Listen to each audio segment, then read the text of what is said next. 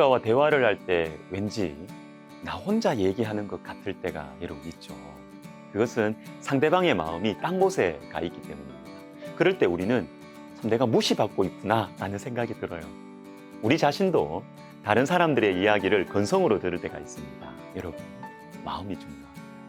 마음을 들여서 대화하고 마음을 들여서 하나님을 섬기는 것이 중요합니다.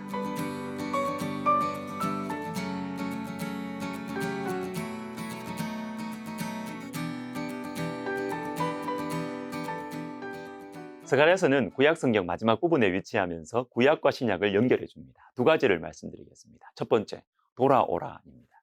1장 3절을 보시면 너희는 내게로 돌아오라.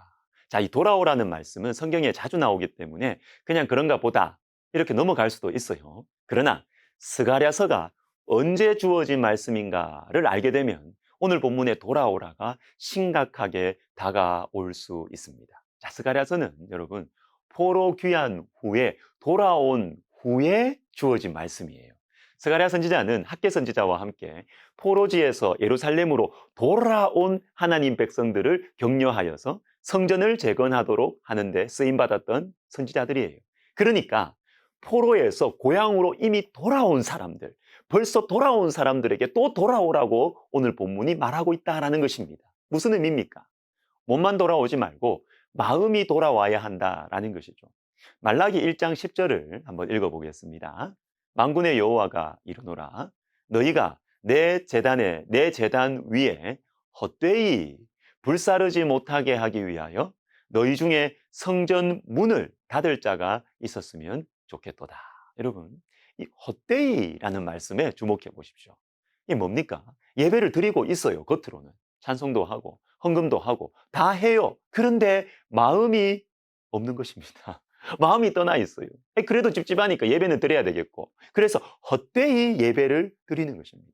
찬송도 설렁설렁 부르고 예배도 그냥 헌금도 억지로 하고 뭐 기도할 때도 뭐 간절함이 없어요. 그냥 예배를 때우는 거죠. 근데 하나님께서 이런 모습을 보시고 무엇이라고 말씀하십니까? 성전 문을 닫을 자가 있었으면 좋겠다. 몸만 돌아오면 안 된다는 것이죠. 마음이 하나님께 돌아와야 한다라는 것입니다. 사랑하는 여러분, 진심을 주님께 드리면 좋겠어요. 신앙생활은요, 종교 생활이 아닙니다. 무슨 규칙을 지키고 또 어떤 행위를 했으니까 내가 축복받겠지. 여러분, 아니에요. 마음이 오고 가지 않고 내가 그냥 무엇을 했으니까 자동적으로 뭐가 잘 되겠지. 여러분, 이거 우상숭배입니다. 그게 아니에요. 하나님은 인격적인 분이시고 우리의 마음을 원하십니다. 하나님께서는 오늘도 우리에게 말씀하십니다. 돌아오라. 아니 주님, 제가 돌아왔는데요. 제가 예배도 드리고 기도도 하고 헌금도 봉사도 하는데요. 아니야. 내 마음이 돌아와야 돼. 내 몸이 아니라 내 마음이 돌아와야 돼. 여러분, 이번 한 주, 아니 오늘 하루 하나님께 마음을 드리면서 살아가고 예배드리고 마음으로 기도해 보시기를 주님의 이름으로 권면드립니다. 자, 한 가지 더 말씀드리겠습니다. 스가랴서의 핵심 주제 중 하나인데요. 예수님과 성령님입니다. 다른 선지자들과 마찬가지로 스가랴서에서도 심판과 회복의 메시지가 함께 전해지고 있어요. 그런데 회복에 대한 말씀이 대부분입니다. 심판에 대한 내용은 주로 이전에 왜 심판받았는지 그 이유들에 대한 것이죠. 대부분은 회복에 대한 말씀이에요. 그런데 이 앞부분인 1장부터 8장은 8개의 환상을 중심으로 회복과 위로와 안전함에 대한 그림을 보여주십니다. 그런데 뒷부분 9장부터 마지막 14장까지에서는 회복의 구체적인 모습들, 하나님 나라의 회복이 구체적으로 어떻게 이루어질 것이냐, 무엇이 하나님 나라의 회복이냐, 하나님 나라의 회복의 핵심과 절정이 어떤 모습으로 나타나는가에까지 말씀이 나와요. 여러분, 무엇일까요? 회복의 절정이 무엇일까요?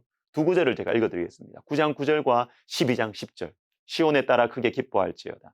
예루살렘에 따라 즐거이 부를지어다. 보라, 내 왕이 내게 임하시나니 그는 공의로우시며 구원을 베푸시며 겸손하여서 나귀를 타시나니 나귀의 작은 것 곧 나귀 새끼니라.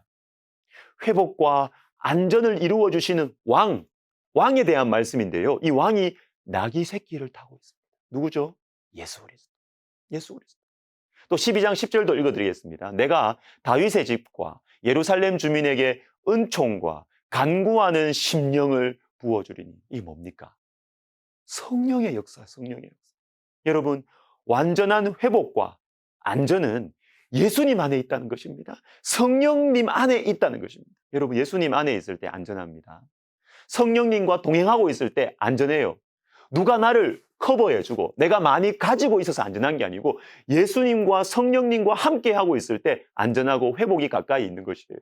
요한계시록 6장의 마지막 절인 17절에 이런 말씀이 있습니다. 요한계시록 6장 17절, 그들의 진노의 큰 날이 이르렀으니 누가 능히 서리요? 하나님께서 심판하실 때 그 진노의 큰 날에 누가 설 것인가? 이 질문에 대한 대답이 바로 이어지는 7장에 나옵니다. 아무도 능히 셀 수 없는 큰 무리가 나와 흰 옷을 입고 손에 종려가지를 들고 보좌 앞과 어린 양 앞에 서서 진노의 큰 날에 누가 서리요? 그런데 서 있는 사람들이 있다는 것입니다. 흰 옷을 입은 사람들. 이 사람들이 누구일까요? 7장 14절. 큰 환란에서 나오는 자들인데 어린 양의 피에 그 옷을 씻어 희게 하였느니라. 여러분, 가장 안전한 사람들이 누구입니까?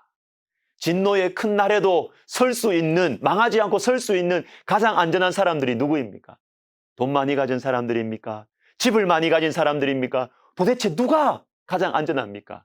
어린 양의 피로 씻음을 받은 자들인 것입니다. 사랑하는 여러분, 문제가 심각하다고 두려워하지 마세요. 사람들이 악하다고 두려워하지 마세요. 예수님께서 나와 함께 하시면 안전합니다. 완전한 회복과 안전은 예수님 안에, 성령의 역사 안에 있는 것입니다. 기도하겠습니다. 하나님 아버지, 우리의 눈을 열어주십시오. 그래서 어디가 안전한지, 누구와 함께 하는 것이 안전한지 하나님, 우리가 분명하게 알고 예수님과 가까이 성령 충만함을 구하며 살아가게 하여 주시옵소서. 예수님의 이름으로 기도하옵나이다. 아멘.